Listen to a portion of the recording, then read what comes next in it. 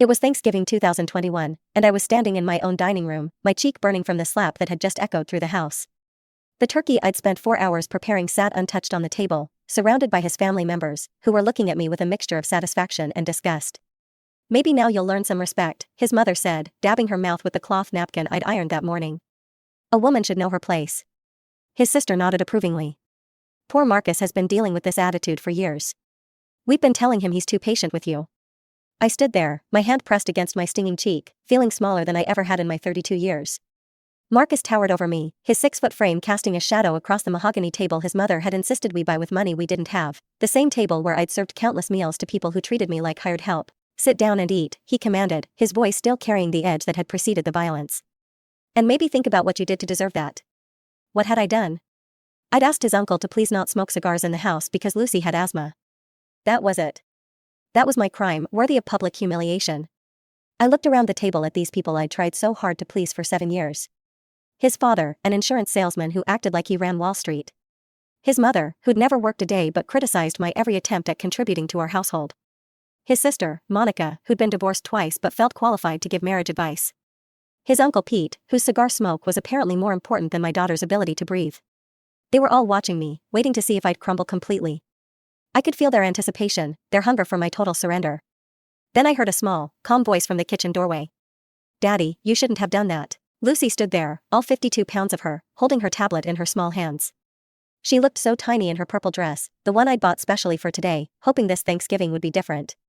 Marcus turned toward his daughter, his face still flushed with anger. "Go to your room, Lucy. Adults are talking." But Lucy didn't move.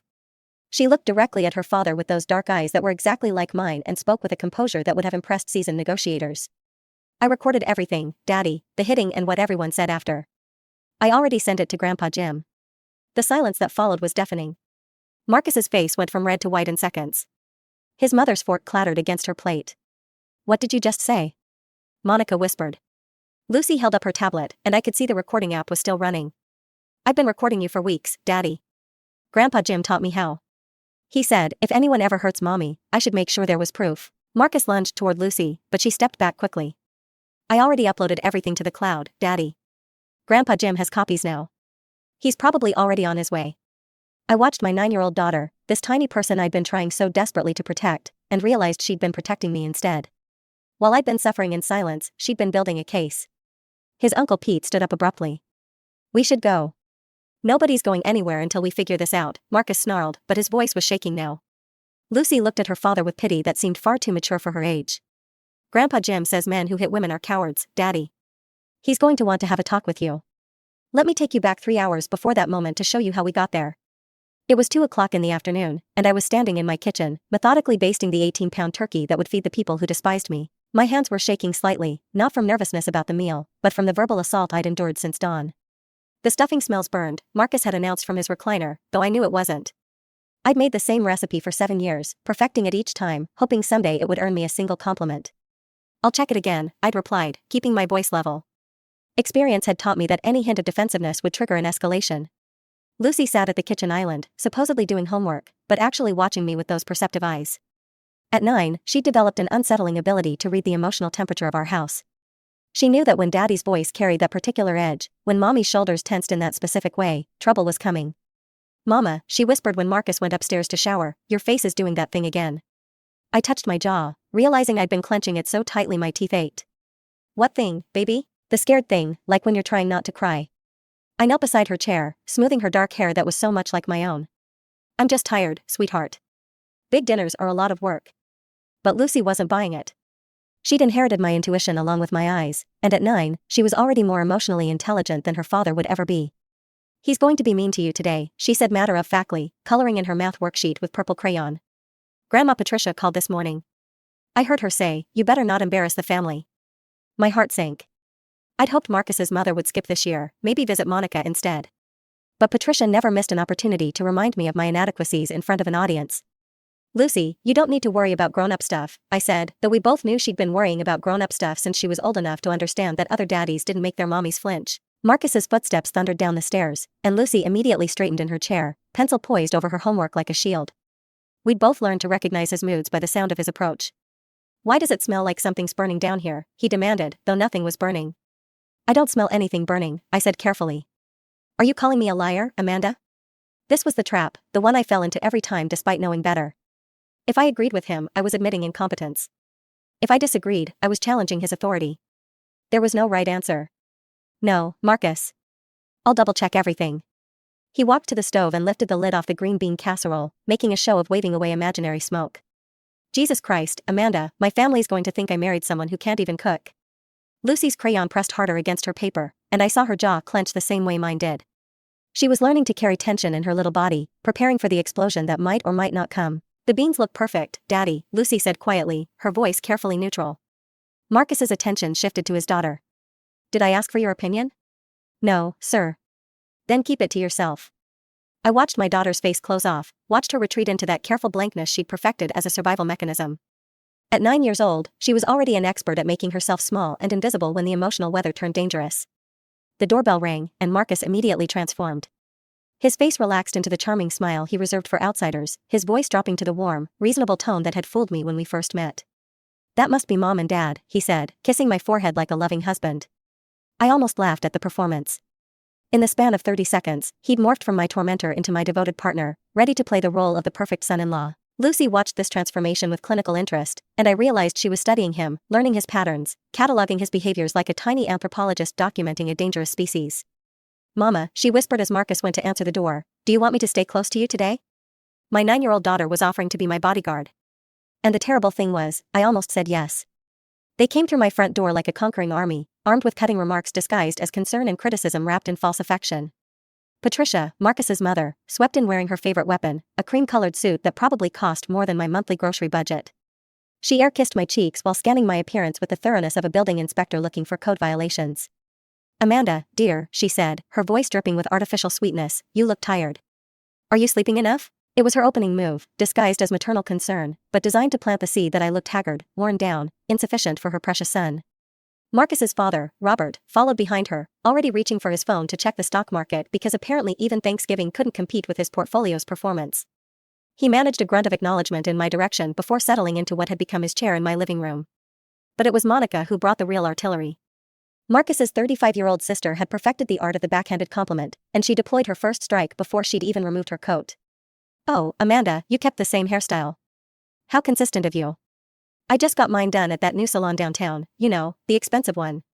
It's amazing what a good cut can do for a woman's confidence. Lucy appeared beside me, pressing against my legs like she was trying to shield me with her small body. Monica noticed and smiled the way people smile when they see something pathetic trying to be brave.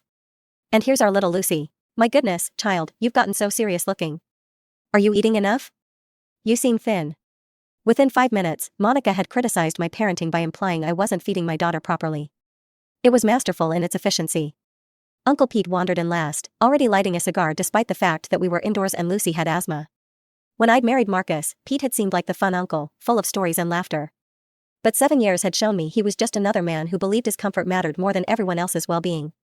Amanda, sweetheart, Patricia said, settling herself at the head of my dining table like a queen claiming her throne. I ran into Janet Morrison at the country club last week. You remember Janet? Her daughter Melissa married that successful attorney. Well, Melissa just bought the most beautiful house in Riverside Estates, 4 bedrooms, 3 baths, granite countertops throughout. I knew where this was going. Patricia loved to regale me with tales of other women's successes, always with the implicit message that I was holding Marcus back from similar achievements. That sounds lovely, I managed, retrieving serving spoons from the kitchen. It really is, Patricia continued, her voice carrying across the house. Of course, Melissa has such a head for business. She's been helping her husband's practice, you know, really supporting his career instead of, she gestured vaguely around my modest home, well, instead of whatever this is supposed to be. Monica picked up the thread seamlessly. Melissa always was the smart one in their friend group. Remember how she got her real estate license? Now she's making more money than some of the men in town. It's so inspiring to see a woman who really applies herself. I was being dissected by experts, my inadequacies laid bare with surgical precision. The message was clear, other wives were assets to their husbands, while I was dead weight. Lucy disappeared into her room, claiming she needed to finish homework. I envied her escape route. Amanda, dear, Robert finally looked up from his phone. Marcus tells me you've been talking about going back to school again. Nursing, wasn't it? My heart jumped. Marcus had promised to discuss my career plans privately with his parents to maybe get their support for what would be a significant family investment. Yes, I said carefully. I've always wanted to help people, and with Lucy getting older, I thought, at your age? Patricia interrupted with a laugh that wasn't quite cruel enough to call her out on, but wasn't kind either. Darling, nursing school is so demanding, all those young girls with their energy and, well, their advantages. Wouldn't your time be better spent focusing on what you have here? Monica nodded sagely. Plus the cost. Marcus works so hard already. It seems selfish to add that kind of financial burden when you could just, I don't know, maybe get a part-time job at a retail store or something. They were destroying my dreams with the efficiency of a demolition crew, making it sound like practicality instead of cruelty. Besides, Patricia added, Lucy needs her mother home. Children from broken schedules often develop problems. Look at the Morrison boy, brilliant child, but his mother worked too much during his formative years, and now he's in therapy. I felt myself shrinking, becoming smaller with each word, until I was nothing but a collection of failures and poor decisions. Marcus watched it all with the satisfied expression of a man whose family was doing his dirty work for him. Dinner was a masterclass in psychological warfare, disguised as family conversation. I'd outdone myself with the meal. The turkey was perfectly golden, the stuffing was moist but not soggy, and the cranberry sauce had just the right balance of tart and sweet. But perfection had never been enough to earn me peace in this house. This turkey is a little dry, Patricia announced after her first bite, though I could see the juice running down her fork. I think it's delicious, Lucy said quietly, her small act of rebellion earning her a sharp look from her grandmother. Children don't really have developed palates, dear, Patricia replied with false patience. Amanda, you might try brining next time. Melissa Morrison's turkey is always so moist, she uses some special technique she learned from a cooking class. There it was again, the comparison to the mythical Melissa, perfect wife and daughter-in-law, who apparently excelled at everything I failed to do adequately. Monica picked up the torch. Speaking of classes, didn't you say you wanted to take some? What was it again? Nursing? She said the word like it tasted bad. I mentioned it, I said carefully, aware that Marcus was watching me with warning eyes. How exactly would that work? Robert asked, his tone suggesting he already knew it wouldn't. With Marcus's schedule and Lucy's needs, it seems pretty selfish to abandon your family responsibilities for some fantasy career. It's not a fantasy, I said, and immediately regretted the defensive edge in my voice. The table fell silent. I'd crossed a line by contradicting the family patriarch. Monica laughed, breaking the tension. Oh, Amanda, you always were a dreamer. Remember when you wanted to go back to school after Lucy was born? And that time you talked about starting a catering business? You have so many ideas, but follow-through has never been your strong suit. Each word was a carefully placed knife, cutting away at my confidence with surgical precision. They'd turned my hopes into evidence of my instability, my dreams into proof of my inadequacy. Maybe we should focus on being grateful for what we have, Marcus said, his voice carrying that dangerous undertone I knew too well. Uncle Pete, who'd been steadily working through a bottle of wine while smoking his cigars, decided to join the conversation. You know what your problem is, Amanda? You don't appreciate what you've got. Marcus works his ass off, pardon the language, to provide for this family. And instead of being thankful, you're always wanting more. I just want to contribute, I began. Contribute? Pete's voice rose. You think raising a child and keeping house isn't contributing? What's wrong with women these days? My generation understood what marriage meant. Lucy had stopped eating, her fork frozen halfway to her mouth as she watched the adults tear apart her mother's character. Maybe Amanda feels unfulfilled because she doesn't put enough effort into what she already has, Patricia suggested with false compassion. A happy wife finds joy in her husband's success, in her child's well-being. When we're constantly reaching for more, we miss the blessings right in front of us. They were suffocating me with their twisted logic, making my desire for education and purpose sound like ingratitude and selfishness. Monica delivered the final blow. Besides, Amanda, let's be honest, you're 32. Even if you did finish nursing school, you'd be competing with girls who are 22 and don't have all the complications of family life. It's just not realistic. Something inside me snapped, not the explosive kind of snap that leads to dramatic confrontations, but the quiet kind that happens when you finally see clearly through years of carefully constructed gaslighting. You know what? I said, my voice steady despite the rage building in my chest. I'm 32, not 92, and maybe those 22-year-olds don't have my life experience, my motivation, or my understanding of what really matters. The silence that followed was arctic. Marcus's face flushed red. Amanda. His voice carried a warning that anyone else would have heeded. But I was done being warned, done being silenced, done being made small by people who needed me diminished to feel powerful. No, Marcus. I'm tired of apologizing for having ambitions. I'm tired of pretending that wanting more than this makes me ungrateful. That's when he hit me. The slap echoed through the dining room like a gunshot. For a moment, everyone froze. Then Patricia smiled, actually smiled, and nodded approvingly. Finally, she murmured. A woman needs boundaries. Let me tell you about Mrs. Stanley, Lucy's third-grade teacher, and how a simple school project became the key to our freedom. It was October, about a month before that devastating Thanksgiving dinner. Lucy had come home from school carrying a manila folder and wearing an expression I couldn't quite read, serious, but not troubled, like she was processing something important. "Mama, I need help with a project," she announced, settling at the kitchen table where she always did her homework. I was folding laundry, grateful for a peaceful moment while Marcus was still at work. These quiet hours between Lucy's return from school and Marcus's arrival home had become precious to me, the only time I could breathe freely in my own house. "What kind of project, baby?" Lucy opened her folder and pulled out a worksheet titled Family Dynamic Study. My stomach clenched instinctively, though I couldn't have explained why. "Mrs. Stanley says we need to observe and document how families communicate and solve problems," Lucy explained, reading directly from the instruction sheet. "We have to record interactions between family members for 2 weeks and then write a report about what we learned." I sat down beside her, scanning the assignment. It seemed innocent enough, asking children to notice patterns in how their families functioned, to identify communication styles, to observe conflict resolution methods. "What exactly does she want you to record?" I asked, though part of me already suspected where this was heading. Lucy flipped to the next page, which contained detailed instructions about documentation methods. Students could write journals, create charts, or even use technology like tablets or phones to record family conversations. "With permission, of course," she added. "She says it's important to capture real interactions, not just what we think happens," Lucy said, her dark eyes meeting mine. "Sometimes families don't realize their own patterns until someone outside points them out." I felt a chill run down my spine. Mrs. Stanley had been Lucy's teacher for 2 months, and she'd struck me as unusually perceptive during our parent-teacher conference. She'd asked careful questions about Lucy's home life, noting that my daughter seemed hypervigilant and unusually mature for her age. "Did Mrs. Stanley say anything else about this project?" I asked.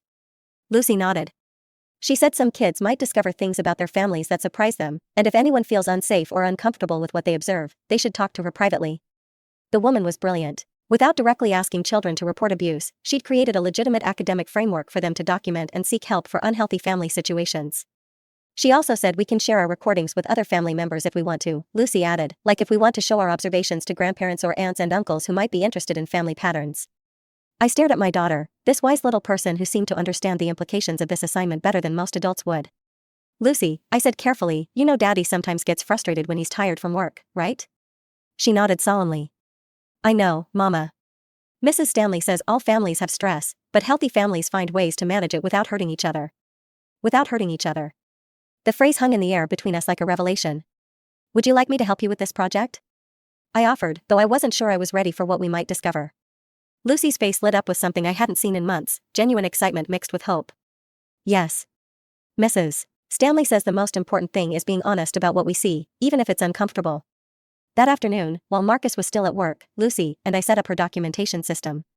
She decided to use her tablet to record interactions with backup notes in a composition journal. We practiced with harmless conversations, discussing homework, planning weekend activities, talking about her day at school. But even in these innocent moments, I noticed patterns I'd never consciously acknowledged: how my voice automatically became smaller and more careful when we heard Marcus's car in the driveway, how Lucy instinctively moved closer to me when his footsteps approached, how both of us unconsciously braced for criticism or conflict. "Mama," Lucy said as we finished setting up her observation materials, "Grandpa Jim called yesterday when you were at the store. My father had been checking in more frequently lately, though he lived 3 states away. A retired Army colonel, he had an uncanny ability to sense when something was wrong with his family." "What did you two talk about?" I asked him a hypothetical question. "What kind of hypothetical question?" I asked him what he would do if someone was hurting you. 2 weeks after Lucy began her school project, she asked me to sit with her in her bedroom after dinner. Marcus was downstairs watching television, his mood relatively stable after a good day at work, which meant we could speak freely without risk. Lucy closed her bedroom door and pulled out a small wooden box she kept on her bookshelf, the same box where she stored her most treasured possessions: ticket stubs from our rare mother-daughter movie dates, birthday cards from my father, and a photo of us at the beach from 2 summers ago when she'd convinced Marcus to let us visit my family. "Mama, I need to show you something," she said, her voice carrying the weight of someone much older than 9. She opened the box and pulled out her tablet along with a composition notebook filled with her careful 9-year-old handwriting. The sight made my stomach clench with a mixture of pride and terror. "I've been recording everything, just like Mrs. Stanley taught us," Lucy said, settling cross-legged on her purple bedspread. "But I haven't just been recording for school." She opened the tablet and showed me a folder labeled Family Observations. Inside were dozens of audio files, each one dated and timestamped with frightening precision. "Lucy, honey, what is all this evidence?" she said simply, with the matter-of-fact tone she'd inherited from my military father. "Mrs. Stanley says that when people do bad things, it's important to have proof so the right people can help." With small fingers that shook only slightly, she opened her composition notebook and showed me pages of meticulous documentation, dates, times, descriptions of incidents, and her emotional responses to what she'd witnessed. October 15th, 6:30 in the evening, Daddy yelled at Mama about dinner being late. Mama apologized even though she was only 5 minutes late. Daddy called her stupid. Mama's hand shook when she served his plate. October 18th, 7:45 in the morning, Daddy said Mama's hair looked like a bird's nest and asked why she couldn't try to look decent. Mama went to the bathroom and I heard her crying. October 22nd, 8:20 in the evening, Daddy grabbed Mama's arm when she tried to leave the room during an argument. Left marks. Mama wore long sleeves the next day. Lucy, I whispered, my heart breaking as I read her careful documentation of my humiliation. Baby, why didn't you tell me you were doing this? Because I knew you'd try to stop me, she said with devastating honesty. And because Mrs. Stanley says adults sometimes can't see their own situations clearly when they're scared. She was right. And her clarity was both impressive and heartbreaking. My 9-year-old daughter had recognized what I'd been unable to admit to myself, that we were living in a situation that required documentation, evidence, and outside intervention. I called Grandpa Jim again yesterday, she continued, and I asked him another hypothetical question. What did you ask him this time? I asked him if he'd want to know if someone was hurting his daughter and granddaughter, even if his daughter was too scared to tell him herself. My father. Of course, she'd thought of him, Colonel James Mitchell, who'd spent 30 years in the army and had very specific opinions about men who hurt women. The same man who taught me to shoot when I was 12 and had made it clear that any boy who wanted to date me would have to meet his standards first. What did Grandpa say? Lucy's face grew serious. He said any man who hurts his family is a coward and a criminal. He said if someone was hurting us, he'd want proof so he could make sure it stopped forever. Lucy, sweetheart, this is a very grown-up situation. Mama, I'm already living in a grown-up situation, she interrupted, her voice steady but sad. I've been tiptoeing around Daddy's moods since I was little. I've been watching him hurt you and learning to be quiet so he won't hurt me, too. I'm already grown up in all the ways that matter. She was right, and the truth of it cut through me like a blade. She pulled out another notebook, this one smaller and bound with a rubber band. I also made copies of everything and hid them in different places. One set is in my locker at school, one is with Mrs. Stanley, and one is uploaded to an email account that only Grandpa Jim and I know about. My 9-year-old had created a comprehensive evidence preservation system that would impress federal investigators. Lucy, what's your plan with all this? She looked at me with eyes that held both love and determination. I'm waiting for the right moment, Mama, when Daddy does something really bad in front of witnesses, when there's no way for anyone to pretend it didn't happen or wasn't that serious. And then I'm going to make sure everyone knows the truth. And I'm going to make sure Grandpa Jim can protect us the way he's always wanted to. My father had always been perceptive, but Lucy's phone call the next evening took his awareness to a whole new level. I was in the kitchen preparing dinner when I heard her talking quietly in the living room. Marcus was working late again, which had become more common as his frustration with life at home intensified. Hi, Grandpa Jim, Lucy said, her voice carrying that careful neutrality she'd perfected for difficult conversations. I wanted to ask you something for my school project about families. I moved closer to the doorway, pretending to organize the mail while listening to my daughter's half of the conversation. Well, I'm supposed to learn about how different families solve problems, she continued. So, I was wondering if someone in a family was being mean to someone else, like really mean, what would you do? There was a long pause as my father responded. I could imagine his face, the way his jaw tightened when he sensed trouble brewing around the people he loved. But what if the person being mean was bigger and stronger? Lucy asked. And what if the person being hurt was too scared to ask for help?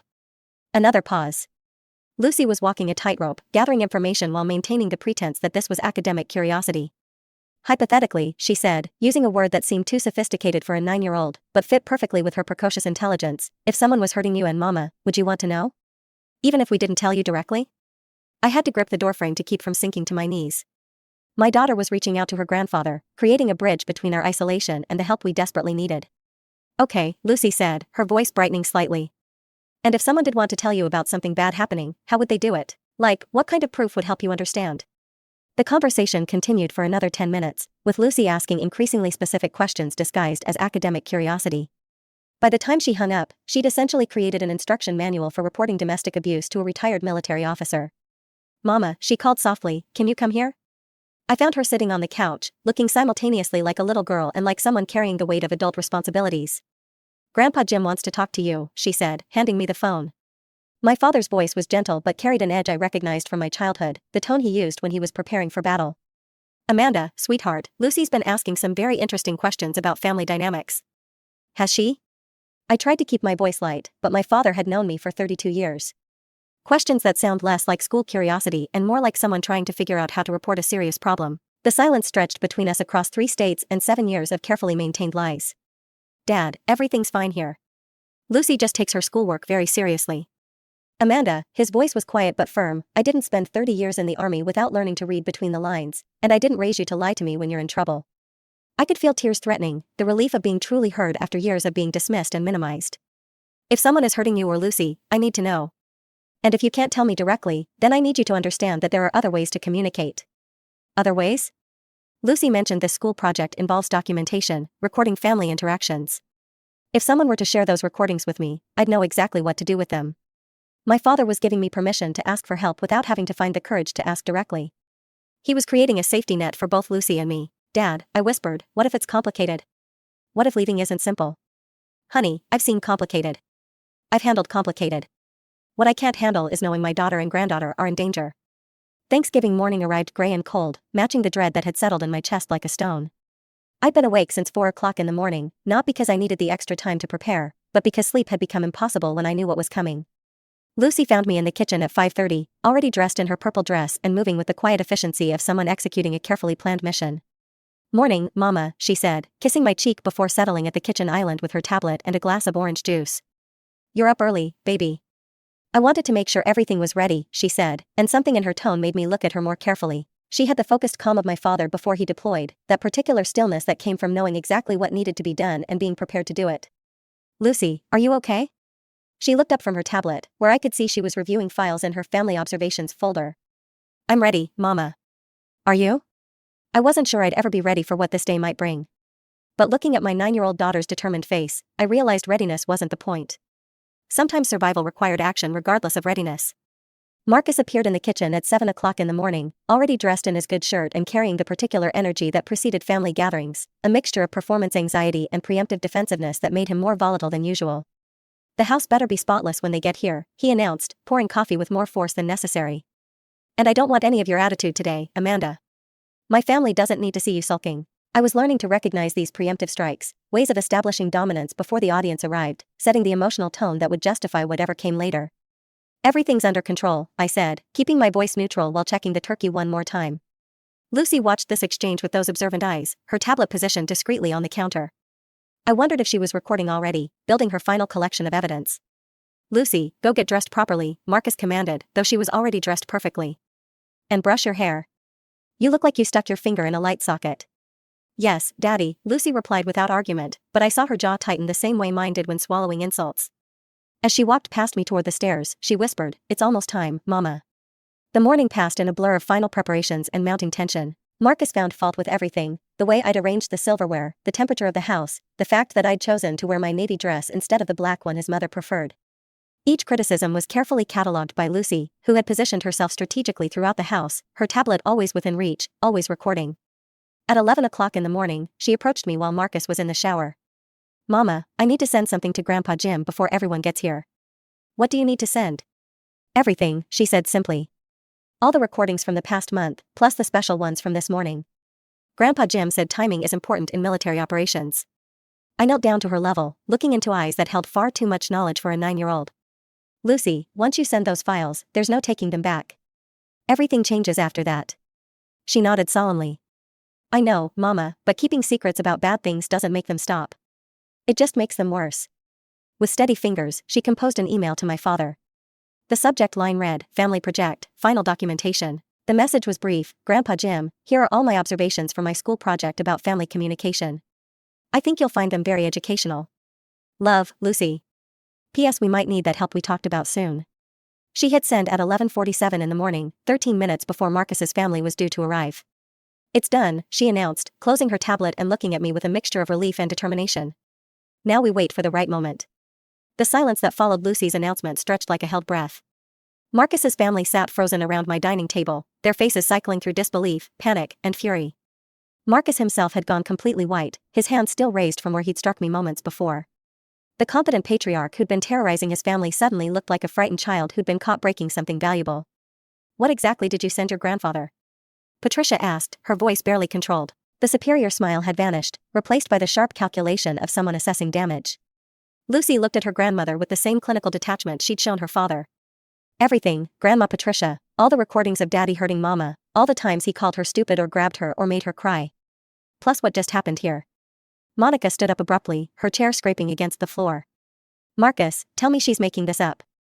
Tell me you haven't been. I haven't been anything. Marcus exploded, but his voice cracked on the lie.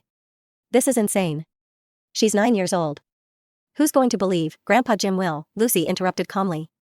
Especially since I have dates, times, and recordings. Mrs. Stanley taught us that good documentation makes truth easy to verify. Uncle Pete, who'd been steadily drinking throughout dinner, slammed his wine glass down hard enough to slosh red wine across the white tablecloth.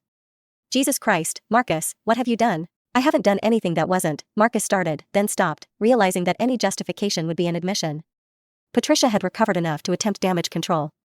Lucy, sweetheart, families have disagreements sometimes. That doesn't mean, Grandma, I have recordings of Daddy calling Mama worthless, stupid, and a waste of space, Lucy said matter-of-factly. I have him threatening to take me away from her if she didn't learn to behave. I have him grabbing her hard enough to leave bruises. Mrs. Stanley says those aren't disagreements. She says those are crimes. The word crimes hit the table like a physical blow. Robert, who'd been frantically scrolling through his phone, looked up with the expression of a man calculating financial ruin. Do you have any idea what this could do to the family reputation? He hissed at Marcus. To the business? Marcus lunged toward Lucy, but she'd positioned herself strategically near the kitchen doorway and stepped back quickly. The recordings are already uploaded to the cloud, Daddy. Grandpa Jim has copies, and Mrs. Stanley has copies, and I sent some to myself at 3 different email addresses. Even if you broke my tablet, they'd still exist. My 9-year-old daughter had outmaneuvered a room full of adults with the strategic thinking of a seasoned prosecutor. Monica turned on me with vicious desperation. This is your fault, Amanda. You turned her against her own family. What kind of mother? The kind who documents abuse so her daughter doesn't grow up thinking it's normal, Lucy answered before I could speak. Grandpa Jim says children who witness violence often become violent themselves unless someone intervenes. Patricia was now pacing behind her chair, her elegant composure completely shattered. We can fix this. We can explain that it was taken out of context, that Marcus was just what? Lucy asked with devastating innocence. Just hitting Mama? Just making threats? Just teaching me that this is how men treat their families? The front door chimed, and every adult in the room jumped like they'd been electrocuted. Lucy smiled for the first time all day. That's probably Grandpa Jim. I texted him the address after I sent the recordings. He said he was driving straight here from Pennsylvania. Through the front window, I could see my father's familiar silhouette approaching the door, along with 2 other men whose military bearing was unmistakable, even in civilian clothes. Marcus looked like he might vomit. Lucy, he said desperately, whatever I did, I'm sorry. We can fix this as a family. We don't need outside, Daddy, Lucy interrupted, her voice gentle but firm. Grandpa Jim says apologies don't count when someone only says sorry after they get caught. The doorbell rang, strong and insistent. Lucy looked around the table at the adults who'd spent the day tearing down her mother, and her expression was pure steel. I think it's time for the grown-ups to have a real conversation about family dynamics. My father filled the doorway like an avenging angel in a pressed shirt and khaki pants. At 62, Colonel James Mitchell still carried himself with the bearing of a man accustomed to command, and the 2 men flanking him had the same unmistakable military presence. Amanda, he said, his voice gentle as his eyes found mine, then hardened to steel as they swept the room. Lucy called and said you might need some assistance with a family discussion. Marcus had shrunk back against the dining room wall, his earlier bravado evaporating in the face of 3 men who looked like they'd handled bigger problems than a small-town bully. Dad, I started, but he held up one hand. I've heard the recordings, sweetheart, all of them. We can talk later. His attention fixed on Marcus with laser precision. Right now, I think this gentleman and I need to have a conversation outside. This is my house, Marcus stammered, trying to summon authority he no longer possessed. And these are my daughter and granddaughter, my father replied with the quiet certainty of a man stating natural law. Gentlemen, would you mind joining us in the backyard? I think some fresh air might help clarify everyone's thinking. The 2 men with him, who I later learned were retired military police and longtime family friends, stepped forward with the coordinated movement of people who'd worked together before.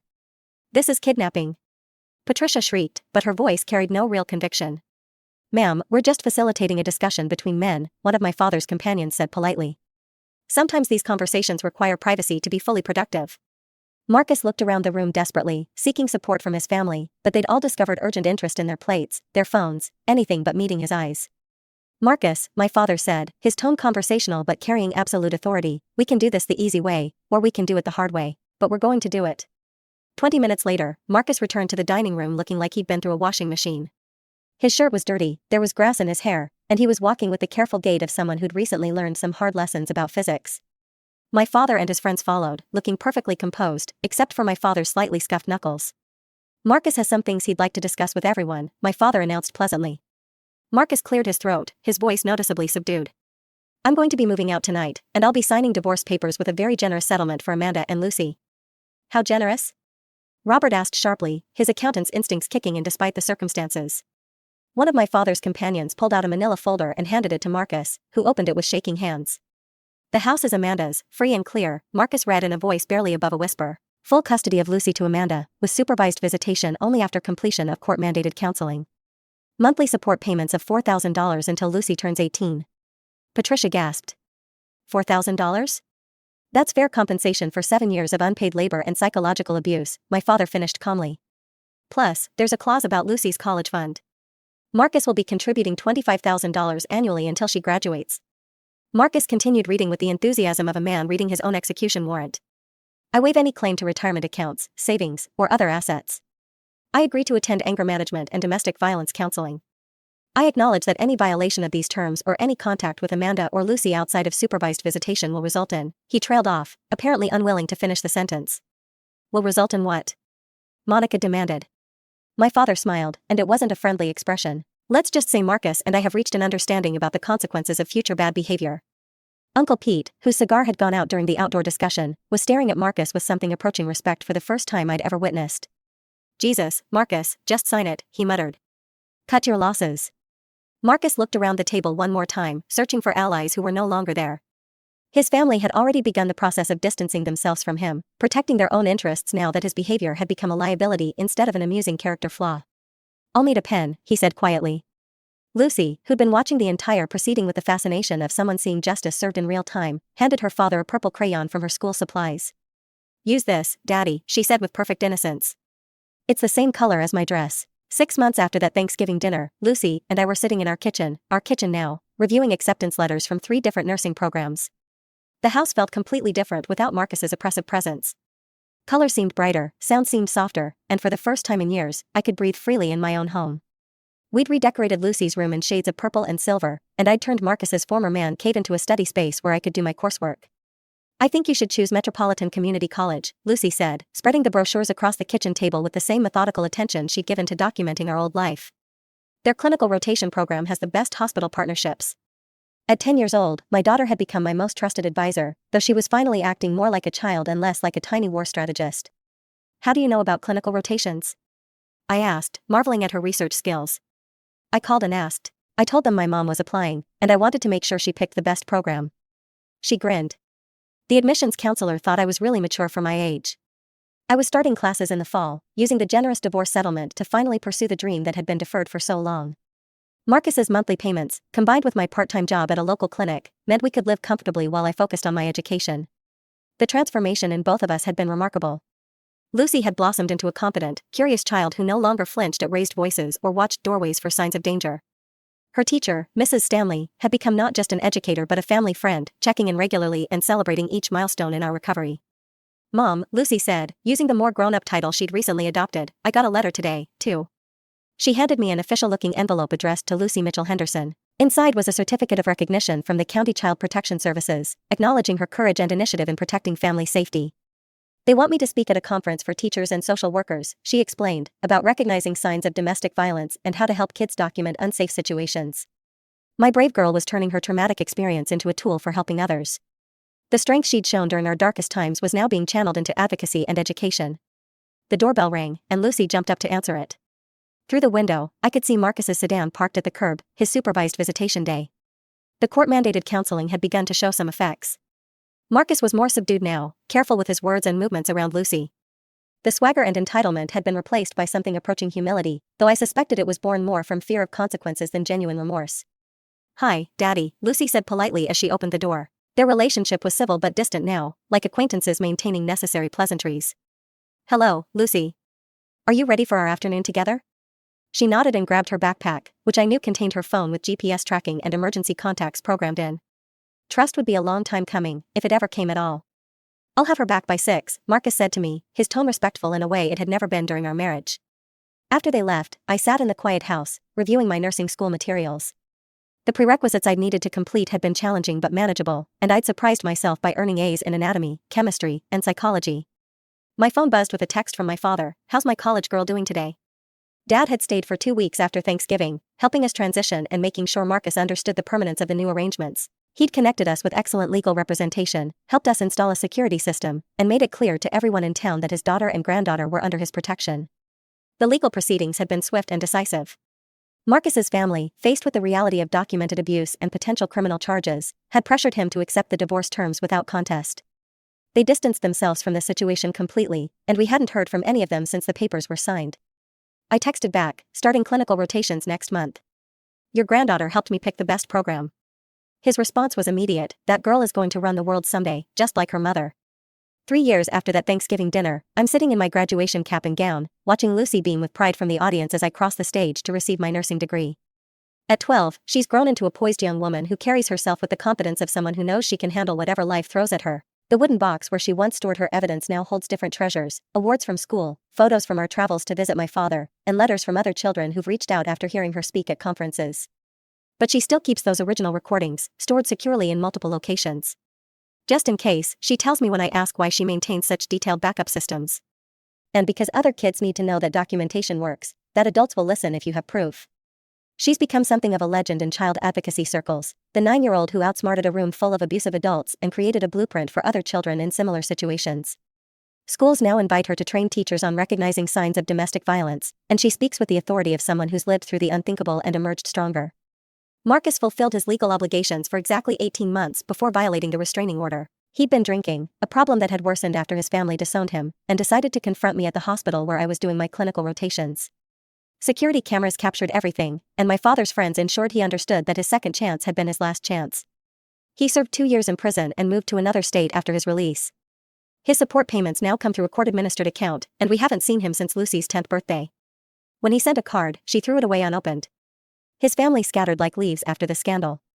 Patricia moved to Florida to live with her sister, claiming the stress had damaged her health. Monica remarried and moved to California, desperate to distance herself from the family name. Uncle Pete died of a heart attack a year later, and Robert's insurance business never recovered from the reputational damage. The house that once felt like a prison has become our sanctuary. Lucy and I host study groups here now, she for her accelerated academic program, me for my nursing board certification prep. The dining room where I was humiliated now echoes with laughter and animated discussions about literature, science, and Lucy's newest passion, law. I want to be a prosecutor, she announced recently.